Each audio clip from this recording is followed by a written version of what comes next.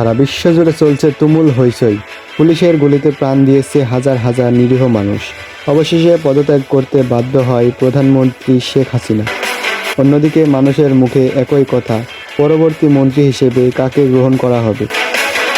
এ নিয়ে সেনাপ্রধান বক্তব্য রাখেন যে সারা বিশ্ব জুড়ে তোলপাড় হবার কারণে খুব শীঘ্রই ভোট প্রদানের মাধ্যমে নতুন করে বসানো হবে দেশে শান্তি ফিরিয়ে আনার জন্য সেনাবাহিনী নিরস্ত্র হয়ে সাধারণ মানুষকে নিরাপত্তা দিয়ে যাচ্ছে এবং 5ই আগস্ট নিজের প্রাণ রক্ষার জন্য দেশ ছেড়ে পালাতে বাধ্য হয় প্রধানমন্ত্রী শেখ হাসিনা।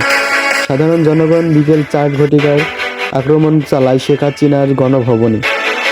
সেখানে গিয়ে কাউকে পাওয়া যায়নি, কিন্তু সাধারণ জনগণ এখনও রয়েছে অশান্ত।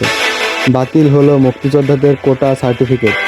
এরপরও যত মানুষ প্রাণ হারিয়েছে তাদের ফ্যামিলি সহ সাধারণ মানুষ আন্দোলনে যোগদান করছে।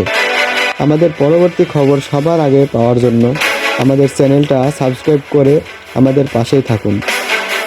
দেখা হচ্ছে পরের ভিডিওতে নিউজ 31 বিডি। আল্লাহ হাফেজ।